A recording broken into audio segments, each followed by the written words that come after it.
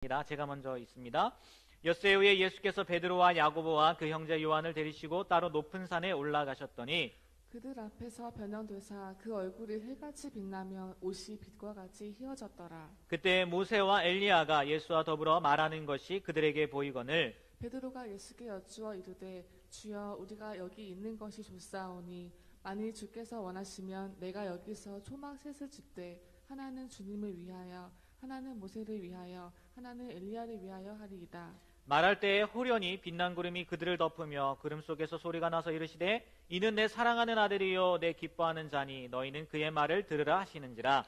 제자들이 듣고 엎드려 심히 두려워하니 예수께서 나와 그들에게 손을 대시며 이르시되 일어나라 두려워하지 말라 하시니 제자들이 눈을 들고 보매 오직 예수 외에는 아무도 보이지 아니하더라. 그들이 산에서 내려올 때에 예수께서 명하여 이르시되 인자가 죽은 자 가운데서 살아나기 전에는 본 것을 아무에게도 이르지 말라 하시니 제자들이 물어 이르되 그러면 어찌하여 서기관들이 엘리야가 먼저 와야 하리라 하나이까. 예수께서 대답하여 이르시되 엘리야가 과연 먼저 와서 모든 일을 회복하리라. 내가 너희에게 말하노니 엘리야가 이미 봤으되 사람들이 알지 못하고 임의로 대우하였도다. 인자도 이와 같이 그들에게 고난을 받으리라 하시니. 함께 있습니다. 그제서야 제자들이 예수께서 말씀하신 것이 세례 요한인 줄을 깨달으니라. 아멘. 내려갈까요? 네. 내려가지 마요? 그래요, 알겠어요. 가까이 보고 싶은데 너무 멀리 있어요. 저쪽은 너무. 다영이 온 거 맞니? 다영이 아니지? 다영이 맞아요? 맞아요? 그래서 지영이랑 그죠? 너무 멀리 있어서 내려갈게요. 우리 수인이랑 혜수랑 정민이랑 미안하지만 우리 회장님 옆으로 이렇게 앉아주시면 고마울 것 같아요. 짜려보지 마요. 네, 좀 회장님 옆으로 좀 앉아주시면 좋겠습니다. 여러분 2017년 오늘 마지막 주입니다. 그죠? 네, 아닌가요? 네, 마지막 주예요. 그리고 또 공교롭게도 오늘이 어떤 날입니까? 마지막 날이에요. 12월 31일 2017년 12월 31일 마지막 주일 마지막 예배를 함께 할 수 있게 되어서 대단히 좋고요. 반갑고요. 아무튼 좋아요. 이런 날이 흔치 않잖아요. 그죠? 그죠? 2017년의 마지막 주의 마지막 날 아마 정말 쉽지 않은 것 같은데 이렇게 되려면 아마 또 몇 년을 더 기다려야 되겠죠. 그 중에 그렇게 되면 여기 이 자리에 없는 분들도 계실 텐데 누군가와 만나서 작년의 길로 이렇게 갈 분들도 계실 것 같기는 한데 어쨌든 우리 옆 사람을 바라보면서 서로 인사할까요? 2017년 우리 잘 버텼습니다 라고 인사 좀 할까요? 잘 버텼습니다 라고 인사 좀 해주셨으면 좋겠어요. 네, 자, 용이야 너무 가깝다 그지? 좋지. 여러분 오늘 말씀 마태복음 17장 미안해요. 여기 그쪽으로는 좀 이따 갈게요. 네. 마태복음 17장 1절부터 13절까지의 말씀을 읽었는데 이 내용 어떤 내용입니까? 흔히 변화산이라고 이야기해요. 변화산의 사건이라고 이야기하는데 예수님이 제자들과 한 산에 올라가셔서 변화된 모습입니다. 그런데 우리가 지금 계속 마태복음 해왔지만 그 이전에 어떠한 일이 있는지 잠깐 돌아보면 맨 처음에 어떤 일들이 있었냐면 맨 처음은 아니죠. 이 일이 있기 전에 며칠 전에 예수님께서 갑자기 제자들에게 물어보시죠. 사람들이 나를 누구로 아느냐? 그때 누가 대답합니까? 베드로가. 예, 맞아요. 지영아, 베드로가 이렇게 대답했어. 뭐라고 대답했어, 지영아? 뭐라고 대답했어요? 네, 주는 그리스도시요 살아계신 하나님의 아들입니다. 라는 정말 FM 100점 만점짜리 대답을 하지요. 그래서 예수님께서 그 다음에 이제 내가 고통받을 거, 십자가에서 못 박혀 죽을 것을 이야기합니다. 그런데 칭찬받았던 베드로가 어떻게 합니까? 예수님 그러시면 안 됩니다. 말이 좋아서 이렇게 얘기한 거지 원어를 보면 꾸짖었다는 거예요. 뭐 예수님보다 자기가 나이가 많았을 수도 있을 거예요. 꾸짖었다는 거예요. 그러니까 예수님이 칭찬받았던 베드로에게 뭐라고 얘기합니까? 사탄아 내 뒤로 물러가라 라고 이야기를 하죠. 하나님 일을 방해한다고 하나님이 정하신 일을 막는다고 물러가라고 하죠. 그리고 나서 예수님께서 이제 자신이 어떻게 돼야 되는지 다시 한번 쭉 이야기를 하시죠. 그리고 오늘 말씀 시작될 때 나와 있지만 그리고 나서 엿새 후에요. 한 일주일 정도가 지난 거죠. 지나고 나서 예수님께서 지금 누구를 데리고 가셨습니까? 베드로와 야고보와 요한을 데리고 따로 높은 산에 가신 거예요. 이제 거기서 변화됐다고 해서 변화산이라고 하죠. 높은 산에 가서 오늘 말씀에 나와 있지 않지만 이 내용이 마가복음에도 나와 있고 누가복음에도 나와 있어요. 그런데 누가복음을 보면 누가복음에서는 예수님께서 기도하셨다고 이야기합니다. 거기 가서 기도하셨을 때 변화됐다는 거예요. 정말 하얗게 빛을 발하는 모습으로 변화가 됐다는 거죠. 그리고 나서 거기에 누가 나타납니까? 누가 나타나요? 엘리야와 모세가 나타나는 거예요. 엘리야와 모세가 나타나서 예수님과 대화를 하는 겁니다. 무슨 대화를 했는지 아세요? 그죠? 이렇게 궁금해요. 맞아요. 궁금하더라고요. 저도 무슨 대화를 했을까. 근데 마태복음에 나와 있지 않아요. 또 마가복음에 나와 있지 않아요. 근데 누가복음에 보니까 우리처럼 궁금했나 봐요. 그래서 누가복음을 기록한 기자가 궁금한 사람들에게 알려주기 위해서 기록을 해줬던 것 같아요. 뭐라고 기록되어 있냐면 자신의 죽음에 대해서 이야기했다는 거예요. 모세와 엘리야와 함께 내가 죽어야 될 것. 제가 아니라 예수님이 죽어야 될 이야기를 했다는 거죠. 한번 생각해 보세요. 그 장면, 세 분이 모여서 이야기하는 거 어땠을 것 같아요? 분위기가 아마 사뭇 진지했겠죠. 죽음에 대해서 이야기하니까. 그걸 보고 또 나서기 좋아하는 베드로가 뭘 합니까? 네, 예수님 여기가 너무 좋아요. 그러니까 내가 초막 3개를 지을게요. 그래서 하나는 예수님을 위해서, 하나는 모세를 위해서, 하나는 엘리야를 위해서. 너무 좋다는 거죠. 아마 여기 그 환경이 되게 황홀했나 봐요. 좋았나 봐요. 그래서 여기 머물고 싶습니다라고 그렇게 이야기를 하죠. 그런데 그 순간 갑자기 하늘에서 음성이 들립니다. 어떤 음성이요?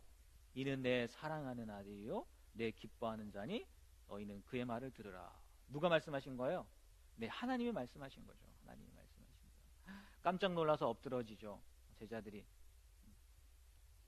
엎드려진 제자들을 예수님께서 일으키시니까 모세와 엘리야는 사라지고 예수님이 이 제자들을 데리고 내려고 가면서 이야기하는 거죠. 오늘 본 거 아무한테도 얘기하지 마.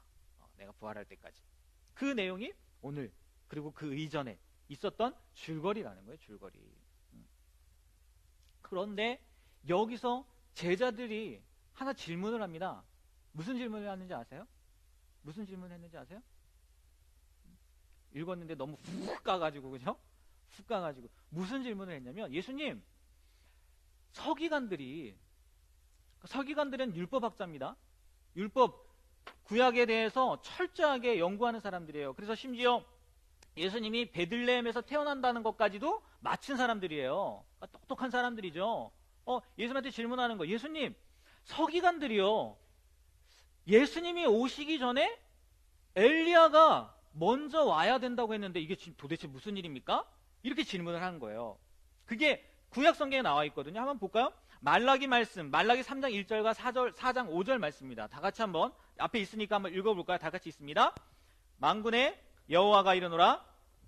내 사자를 보내리니 그가 내 앞에서 길을 준비할 것이요 또 너희가 구하는 바 주가 자기 그의 성전에 임하시리니 곧 너희가 사모하는 바 언약의 사자가 임하실 것이라. 4장 5절이요. 보라, 여호와의 크고 두려운 날이 이르기 전에 내가 선지자 엘리야를 너희에게 보내리니. 말라기를 통해 가지고, 말라기 선지자를 통해서 예수님 구원자 메시아가 오기 전에 누가 먼저 와야 된다고요? 엘리야가 먼저 와야 됐다고 이야기를 한 거예요. 그러니까 제자들이 궁금한 거예요. 예수님, 예언서에 보면은 예수님 오시기 전에 구원자 메시아가 오기 전에 엘리야가 먼저 와야 된다고 했는데 지금 이게 도대체 어떻게 된 일입니까? 묻는 거예요. 왜 그렇게 질문했는지 아십니까? 지금 예수님이 누구랑 있었어요? 모세랑? 누구랑요? 엘리야랑 있었잖아요. 엘리야랑.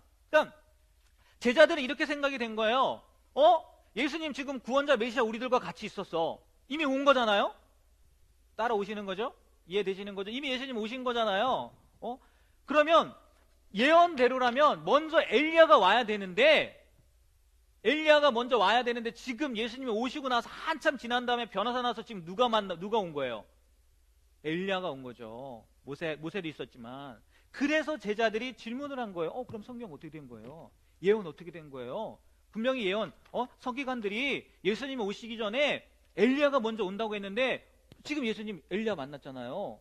그게 어떻게 된 거야? 하고 궁금한 겁니다. 그래서 예수님이 얘기해 주시는 거죠. 야, 엘리야 이미 왔어. 그리고 그의 일을 했어. 그 엘리야가 누구라고요? 세례 요한. 세례 요한이 엘리야의 사명을 감당했다는 거예요. 그러니까 그 예언이 틀리지 않는다는 거죠. 이게 오늘 전체적인 내용이죠. 그러면요, 여러분, 제자들이 궁금해하는 것처럼 여러분에게도 뭔가 궁금해야 될 게 있어야 되거든요. 오늘 말씀을 보면서 혹시 궁금해한 거 있었어요? 이상하다, 이렇게 갸우뚱거릴 만한 내용 없었어요? 없었나요? 없었나요? 두 가지 정도 생각할 수 있을 것 같아요. 제 머리로는. 첫 번째는, 하고 많은 사람 중에 왜 모세와 엘리야가 나타났을까? 그 변화산에서 많잖아요. 구약에 얼마나 많은 사람들이 있습니까? 아브라함도 있고, 이삭도 있고, 야곱도 있고, 요셉도 있고요. 굉장히 많아요. 그런데 하고 많은 사람들 중에 왜 하필이면 모세와 엘리야가 나타났을까? 이런 궁금증이 생길 수 있어요. 그리고 또 하나는 뭐냐? 이거는 제가 늘 생각하는 건데, 우리도 제자 훈련할 때도 얘기를 했는데, 아니, 베드로, 야고보, 요한이 모세와 엘리야를 어떻게 알아봤을까? 모세는 약 1500년 전의 사람이거든요. 엘리야는 800년 전의 사람이에요. 야, 베드로와 야고보와 요한이 어떻게 저 사람이 모세고 어떻게 저 사람이 엘리야라는 걸 알 수 있었을까? 그런 궁금증이 생기더라고요, 저는. 초상화가 있었을까? 글쎄 모르겠어요. 초상화가 있었다 할지라도 정말 그럴까? 우리가 예수님 그 그림 보는 것도 진짜인지 아닌지 알아요?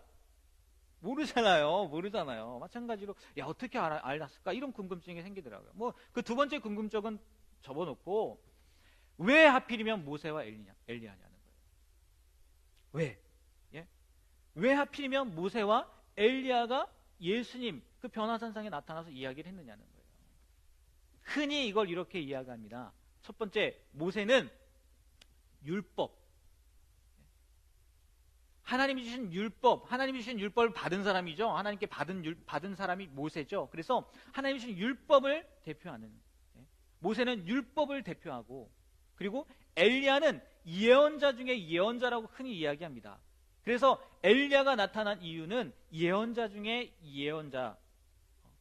그래서 모세와 엘리야가 예수님을 만난 거는 구약의 율법과, 그리고 뭘 예언했겠습니까? 뭐 심판도 얘기하고 뭐 얼마 그런 것도 얘기했지만, 가장 큰 거는 예수님, 구원자가 오실 것을 예언한 거거든요. 그러니까 예언자 중에 예언자 엘리야가 나타나서 그 구약의 율법과 그 예언이 예수님의 복음 안에서 마침내 완성이 되었다는 것을 보여주는 하나의, 뭐라고 해야 되나요? 사인이라고 해야 되나요? 그런 거라는 거죠. 그렇게 많이 이야기를 합니다. 다 생각해 보세요. 하나님께서요, 조금 전에도 제가 말씀드렸지만, 누구를 통해서 이 세상에 율법을 주셨는지 아십니까? 누구를 통해서요? 모세를 통해서 율법을 이 세상에 주셨어요. 그러면 율법을 왜 주셨을까요? 율법을 왜 주셨을까요? 우리를 살리시기 위함이라는 거죠. 지금 하은이가 얘기했는데 그게 다 맞거든요. 우리를 살리시기 위해서 율법을 주셨다는 거예요. 생각해 보세요. 율법이 없었다면 죄를 죄로 여길 수 있었을까요? 없었을까요? 없었을 겁니다. 법이라는 것이 있기 때문에 이거는 잘못하는 겁니다, 이거는 법에 위반되는 겁니다 라는 걸 알게 되잖아요. 그러니까 하나님께서 모세를 통해서 율법을 주신 이유는 우리에게 뭐가 있다는 거? 죄가 있다는 것을 알려주기 위함이라는 거죠. 그러면 죄가 있다는 것을 안다는 게 왜 중요할까요? 우리는 죄를 지을 수밖에 없는 존재라는 것을 안다는 게 왜 중요할까요? 왜 중요해요? 한 번도 생각해 보지 않았어요? 맨날 우리 보고 죄인이라고 하는데 죄인이라고, 아니에요? 듣잖아요. 죄가 있다는 걸 안다는 게 왜 중요할까요? 다른 거 없습니다. 그것 때문에 예수님이 오신 거예요. 여러분, 3살 미만, 제가 실험을 해봐서, 저희 자식을 데리고 실험을 해봐서 아는데, 만 3살 미만, 그러니까 저는 이론으로만 듣다가 실제적으로 한번 해본 거예요. 제가 아이를 키우면서. 그러니까 4세, 그러니까 우리가 생각하는 흔히 5세 전의 아이들에게요, 죄의식이 있을까요? 없을까요? 없습니다. 없어요. 나중에 여러분들 자식 낳고 한번 실험해보세요. 이게 죄인지 이게 잘못된 건지 몰라요. 그냥 하는 거예요, 걔네들은. 그런데 제 딸을 데리고 하니까 4살 때요, 5살 때죠. 우리나라 나이로 5살 때. 5살 때 됐는데 가르치지 않았어요. 너 이거 잘못한 거야? 이거 못된 거야? 안 되는 거야? 가르치지 않았는데 얘가 알아요. 이거는 뭔가 잘못된 거구나. 뭔가 잘못된 거구나. 스스로 알더라고요. 스스로. 그러면 이게 무슨 문제가 생기는 거냐? 그 전에는요, 아이들에게, 그 전에 아니라 내가 죄 잘못했다는 걸 알지 못하는 아이들에게 복음을 전해봤자 소용이 없어요. 왜요? 죄라는 개념이 없기 때문에. 모세를 통해서 율법을 주신 이유, 우리가 죄인임을, 우리가 죄에서 벗어날 수 없다는 것을 알게 한 건데, 그게 왜? 그래야지만 누구를 찾을 수 있다고요? 예수님을 찾을 수 있는 거예요. 예수님이 필요한 거예요. 그래서 모세를 통해서 율법을 주심으로 말미암아 우리가 죄인임을 알게 하시고 예수님을 찾게 했다는 거죠. 그럼 엘리야는 뭐예요? 앞으로 오실 분 알려주기 위해서 온 예언자들 중에 대표라는 거죠. 올 거라는 거예요. 누가요? 우리의 구원자가 올 거라는 거죠. 우리의 메시아가 올 거라는 거죠. 그분이 누구예요? 예수님이라는 거죠. 예수님. 다시 말해서 이 모세와 엘리야를 통해서 우리가 죄의 문제로 죽을 수밖에 없는 우리를 구원해 주실 메시아가 필요하다는 것을 알게 하고, 그리고 엘리야로 말미암아 그 메시아가 예수님이라는 것을 알려주기 위해서, 전하기 위해서 왔다는 거죠. 이 두 사람이. 그래서 예수님이 그 사람들과 만났다는 거예요. 내가 그 사람이야. 누가? 예수님이 그 사람이야 라는 것을 보여주기 위해서 만났다는 거죠. 굳이 이렇게 설명을 한다면 그렇다는 거예요. 그러니까 제가 길게 얘기를 했지만 결국은요, 모세와 엘리야를 만난 이를 통해 예수님만이 우리의 참된 구원자이심을 알려준 사건이 변화산의 사건이라는 거예요. 그리고 거기에 하나님의 음성으로 이는 내 사랑하는 아들이요 내 기뻐하는 자니 너희는 그의 말을 들어라 하고 종지부를 찍어버리는 거죠. 모세와 엘리야를 통해서 사인으로 보여주고 하나님의 음성을 들려줌으로 끝! 게임 끝!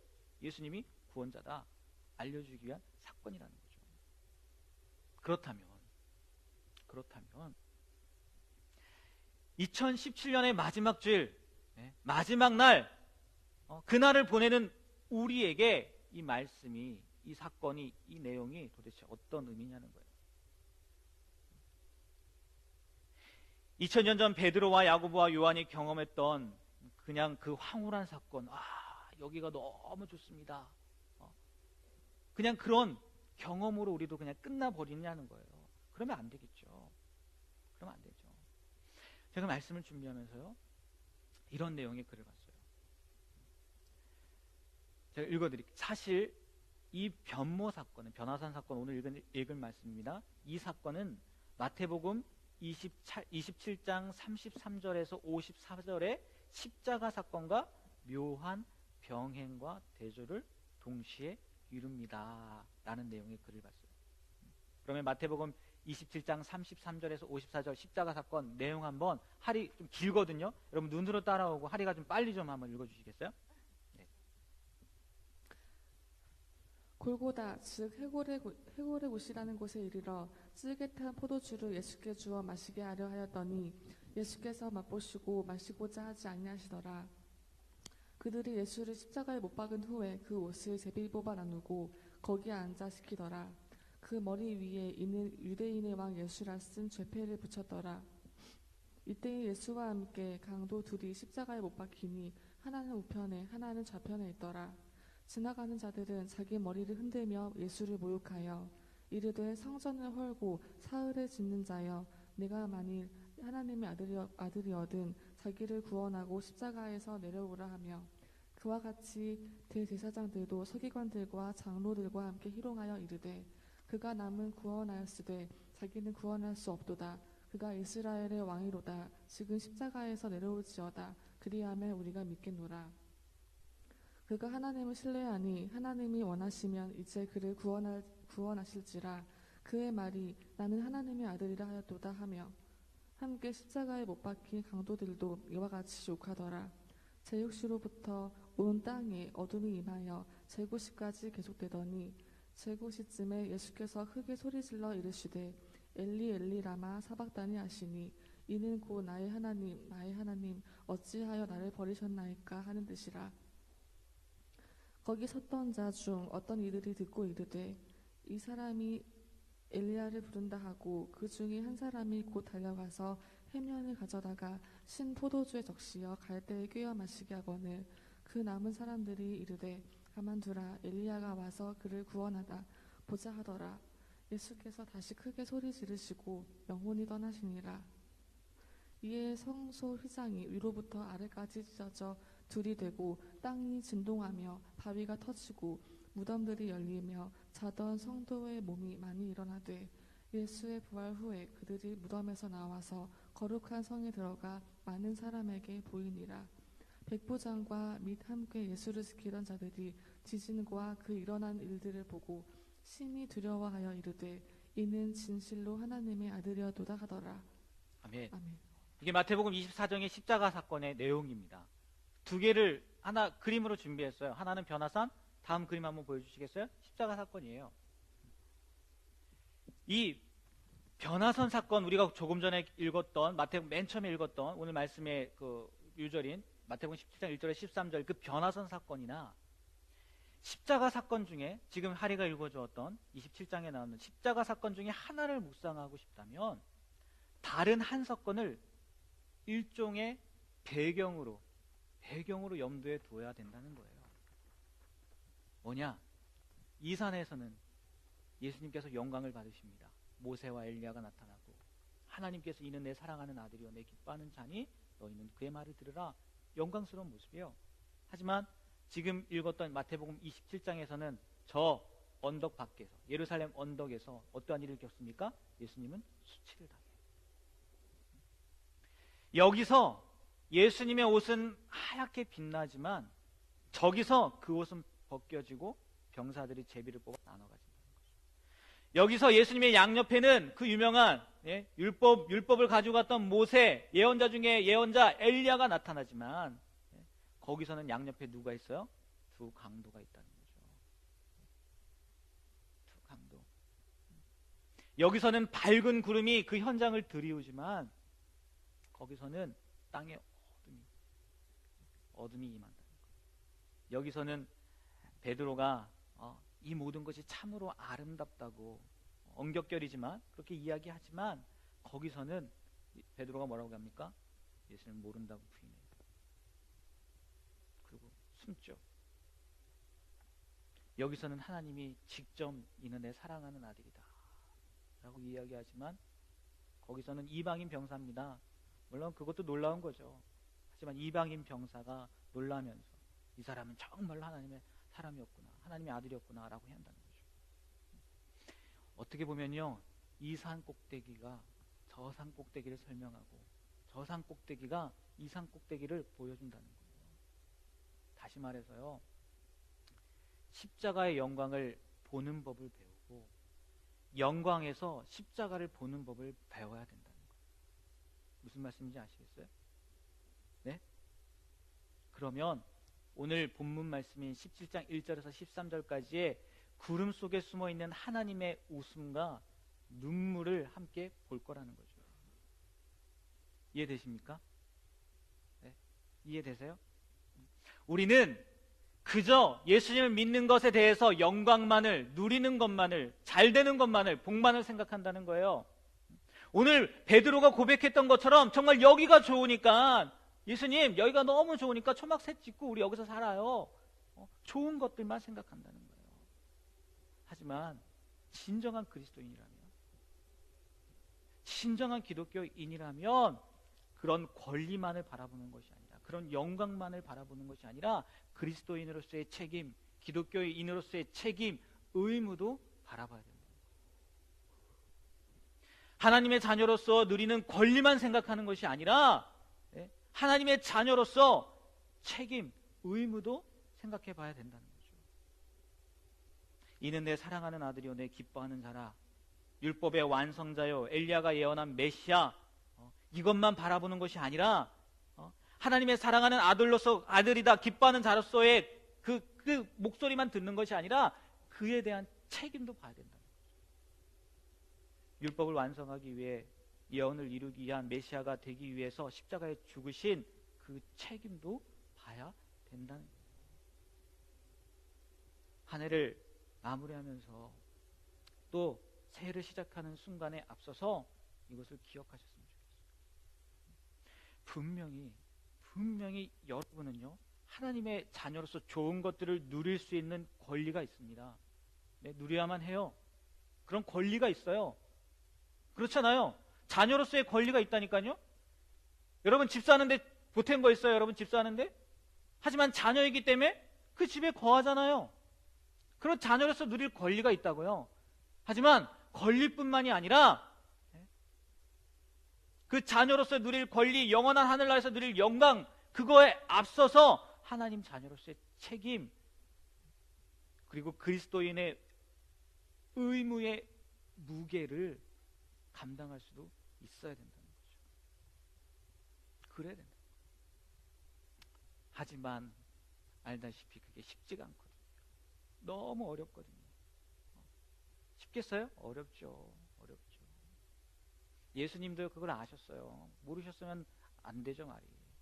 그래서요, 예수님께서 오늘 마태복음 읽었지만 마태복음 마지막 장에 하늘로 올라가시기 전에 이렇게 이야기합니다. 내가 세상 끝날까지 어떻게 한다고요? 너희와 항상 함께 있을 거라고 이야기하신다는 거죠. 무슨 얘기겠어요? 걱정하지 말라는 거예요. 그 의무 때문에, 그 책임 때문에, 그 무게 때문에 걱정하지 말라는 거예요. 염려하지 말라는 거예요. 근심하지 말라는 거예요.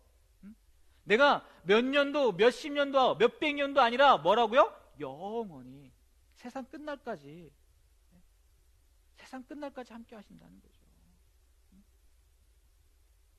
약속이 아니라, 앞으로 이루어질 약속이 아니라 그냥 지금도 되고 있다고 생각하시면 돼요. 여러분의 어려움, 고통, 답답함, 꽉 막혀있는 상황, 모든 그런 상황 가운데에서도 예수님께서 뭐 해주시겠다고요? 뭐 해주시겠다고요? 함께 해주시겠다는 거예요. 그 의무가, 그 책임이 힘들고 어렵다 할지라도 내가 함께 하겠다는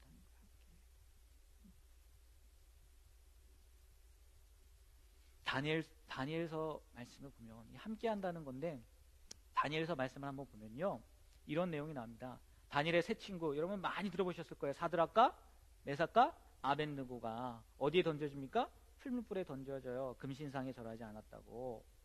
그 내용입니다. 다니엘 3장 21절 23절. 절하지 않으니까 풀무불에 던지는 거예요. 다 같이 한번 읽어볼까요? 21절부터 23절 다 같이 있습니다. 시작. 그러자 그 사람들을 겉옷과 속옷과 모자와 다른 옷을 입은 채 결박하여 맹렬히 타는 풀무불 가운데 던졌더라. 왕의 명령이 엄하고 풀무불이 심히 뜨거우므로 불꽃이 사드락과 메삭과 아벳느고를 붙든 사람을 태워 죽였고, 이 세 사람 사드락과 메삭과 아벳느고는 결박된 채 맹렬히 타는 풀무불 가운데 떨어졌더라. 아멘. 불이 얼마나 센지 그 사람들을 던지는 사람마저 다 죽었대요. 그리고 이 세 사람 던져졌습니다. 결과 어떻게 됐어요? 네? 다음 말씀 한번 볼까요? 24절부터 26절. 네. 다 같이 한번 읽어볼까요? 그때 느부갓네살 왕이 놀라 급히 일어나서 모사들에게 물어 이르되 우리가 결박하여 불 가운데 던진 자는 세 사람이 아니었느냐 하니, 그들이 왕에게 대답하여 이르되 왕이여 올소이다 하더라. 왕이 또 말하여 이르되 내가 보니 결박되지 아니한 네 사람이 불 가운데로 다니는데 상하지도 아니었고 그 넷째의 모양은 신들의 아들과 같도다 하고, 느부갓네살이 맹렬히 타는 풀무불 아기 가까이 가서 불러 이르되 지극히 높으신 하나님의 종 사드락 메삭 아벳느고야 나와서 이리로 오라 하매 사드락과 메삭과 아벳느고가 불 가운데서 나온지라. 아멘. 그 네 번째 사람이 예수님이라고, 하나님의 아들 예수님이라고 아무도 의심하지 않아요. 예수님이 그리스도인으로서의 그 의무, 책임, 무게를 감당했던 사드락과 메삭과 아벳느고와 어떻게 하신 거예요? 함께 하신 거예요. 예수님께서 말씀하신 것처럼 세상 끝날까지 너희와 함께 하겠다는 그 말씀처럼 예수님이 함께 하신다는 거예요. 그런데 또 하나 말씀 볼까요? 사도행전 말씀. 사도행전 7장 54절에서 60절 말씀이에요. 이 하리가 한번 읽어주게요. 그들이 이 말을 듣고 마음에 찔려 그를 향하여 이를 갈거늘 스데반이 성령 충만하여 하늘을 우러러 주목하여 하나님의 영광과 및 예수께서 하나님 우편에 서신 것을 보고 말하되 보라 하늘이 열리고 인자가 하나님 우편에 서신 것을 보노라 한데 그들이 큰 소리를 지르며 귀를 막고 일제히 그들에게 달려들어 성 밖으로 내치고 돌로 칠세 증인들이 옷을 벗어 사울이라 하는 청년의 발 앞에 두니라. 그들이 돌로 스데반을 치니 스데반이 부르짖어 이르되 주 예수여 내 영혼을 받으시옵소서 하고 무릎을 꿇고 크게 불러 이르되 주여 이 죄를 그들에게 돌리지 마옵소서 이 말을 하고 자니라. 아멘. 스데반이 예수님을 전한 겁니다. 복음을 전한 거예요. 그런데 지금 어떠한 일을 겪고 있어요? 돌로 쳐 죽일 일을 겪고 있는 거죠. 그런데 스데반이 하늘을 바라보니까 누가 있었어요? 예수님이 있었어요. 예수님. 물론 함께 있었던 건 아니에요. 그런데 그 결과는 어떻게 됐습니까? 결과는 어떻게 됐어요? 결과 어떻게 됐어요? 죽었죠. 돌 맞아 죽었어요. 예? 돌 맞아 죽었다고요. 예수님께서 함께 하신다고 해서요. 그 결과가 사드락과 메삭과 아벳느고처럼 항상 해피엔딩은 아니라는 거예요. 물론 결과적으로는 해피엔딩이겠죠. 근데 우리가 이 세상에서 삶을 볼 때 그러니까요. 예수님께서 함께 하신다는 것이 여러분의 모든 문제를 해결해 주실 거라는 그건 아니라는 거예요. 지금 그리스도인의 무게, 내가 그리스도인으로서 감당해야 될 것들, 그 모든 것들 해결해 주실 것이라는 의미는 아니라는 거예요. 때로는 감사하게도요, 그 문제가 해결될 수 있어요. 풀무불에 던져졌음에도 불구하고요, 살아날 수 있어요. 내가 그리스도의 의무를 감당했을 때, 그 책임을 졌을 때. 하지만 스데반의 경우처럼요, 더 나쁜 경우, 그냥 죽음을 맞이할 수도 있다는 거죠. 더 큰 고통이 임하기도 한다는 거예요. 그러니까 예수님이 함께 하신다는 그건요, 문제 해결의 약속이 아니라는 거예요. 문제 해결의 약속이 아니라는 거예요. 그럼 뭐예요? 말 그대로요, with me예요. 말 그대로요, 우리와 그냥 함께 하신다는 거예요. 함께.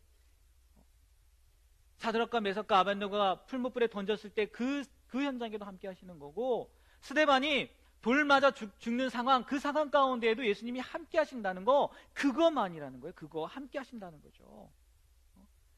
그러니까 여기서의 영광, 모세와 엘리야를 만나는 그 영광이든 거기서의 고통이든, 키워드는 뭐라고요? 키워드는 뭐라고요? 네? 함께 한다는 거예요. 예수님이 함께 하신다. 그거면 된다. 생각해 보세요. 여기서 큰 영광을 우리가 받아요. 그런데 하나님이 예수님이 함께 하지 않아요. 그게 무슨 의미가 있겠어요? 그리고 나 딴에는 정말 대의를 위해서 큰 고통을 받아요. 근데 거기에 예수님이 함께 하지 않아요. 그게 무슨 의미겠냐? 아무리 큰 영광도 예수님이 없으면, 예수님이 함께 하지 않으면 의미 없는 거고요. 고통도 마찬가지라는 거예요. 그냥 고통일 뿐이라는 거죠. 변화산의 영광 가운데에도 하나님이 예수님과 함께 하셨지만, 십자가의 고통 가운데에도 하나님이 예수님과 함께 하셨어요. 예수님이 왜 십자가를 그렇게 지기 싫어했는지 아십니까? 네? 고통 때문에요? 너무 힘들 것 같아서요? 물론 그럴 수도 있겠죠. 인간의 몸을 입고 오셨기 때문에. 하지만요, 많은 사람들이 얘기하는 게 뭐냐면, 그 죽음을 통해서 잠깐 하나님과 떨어지는 그 관계, 계속 함께 있었단 말이에요. 한번 볼까요? 요한복음 17장을 보면요, 예수님의 중보기도장이거든요. 요한복음 17장에. 거기에 보면요, 모든 믿는 자들을 위한 기도의 내용, 예수님이 기도한 거예요. 그 기도의 내용이 나오는데 20절, 21절 한번 읽어볼게요. 다 같이 한번 읽겠습니다. 내가 비옵는 것은 이 사람들만 위함이 아니요 또 그들의 말로 말미암아 나를 믿는 사람들도 위함이니, 아버지여, 아버지께서 내 안에, 내가 아버지 안에 있는 것 같이 그들도 다 하나가 되어 우리 안에 있게 하사 세상으로 아버지께서 나를 보내신 것을 믿게 하옵소서. 예수님은요, 하나님과 하나였어요. 삼위일체 당연한 거죠. 하나였어요. 근데 그 십자가의 죽으심을 하면 잠깐이지만 잠깐이지만 하나님과 단절되는 그게 너무 싫으셨다는 거예요. 고통보다는. 그러니까요, 우리가 영광스러운 자리에 있든지 아니면 고통스러운 자리에 있든지 아니 어떤 현장에 있든지 우리의 키워드는 뭐가 되어야 되냐? 하나님이, 예수님이 나와 함께하고 있느냐 않느냐예요.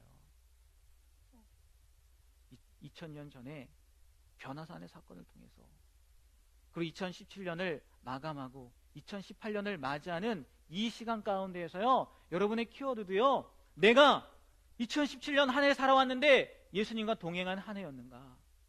예수님이 함께한 한 해였는가? 그리고 2018년을 맞이하면서 2018년도 내가 예수님과 함께할 건가? 그게 여러분의 키워드가 돼요. 그거면 됩니다. 그거면 돼요. 여러분, 한 해를 마무리하는 이 시간에 다시 한번 여러분의 삶을 돌아보셨으면 좋겠어요. 내가 예수님과 동행하는 삶을 살고 있었나? 그리고 앞으로도 변함없이 예수님과 동행하는 삶을 살 것인가? 바라기는요, 저도 마찬가지입니다. 저도 순식간이더라고요. 정말 여러분은 이렇게 같이 있어서 그렇지, 또 누군가가 옆에 있어서 그렇지, 저도 혼자 있으면요 순식간에 예수님이 없는 것처럼 살더라고요. 그러지 않았으면 좋겠어요. 어떤 현장에서든지 어떤 순간에서든지 예수님과 동행하는, 담임 목사님과 마음이 통했는지 모르지만 신년 축복 새벽 기도가 함께 가는 거잖아요. 그렇죠? 함께 가는 거. 막간을 이용해서 광고하면 2일부터 4일까지 화수목금 새벽 예배예요. 여러분 새벽에 오셔가지고 말씀으로 시작하시는 한 해가 되셨으면 좋겠어요. 네? 말씀으로 시작하시는 한 해. 청년들이기 때문에 새벽에 일어나기 힘들면, 특별히 학생들은 이렇게 광고하면 안 되겠지만 밤을 새고 와서 예배 드리고 자더라도 그렇게 하면 안 되겠죠? 그렇게 하면 안 될 것 같아요. 네, 취소. 아, 이거 녹음됐나? 네, 아무튼 네, 이렇게 예수님과 늘 동행하는, 동행함으로 시작하는 새해를 맞이했으면 좋겠습니다. 기도하겠습니다. 하나님, 변화산의 사건을 통해서 우리가 십자가의 그 고통도 바라보았습니다. 하지만 중요한 것은 영광의 순간이든 고통의 순간이든 하나님이 함께 하셨다는 것입니다. 우리도 예수님이 언제든 우리와 함께 하신다는 것을 기억하며 어떤 상황이 온다 할지라도 예수님 붙잡고 늘 예수님과 동행하는 우리가 될 수 있도록 붙잡아 주시옵소서. 예수님의 이름으로 기도합니다.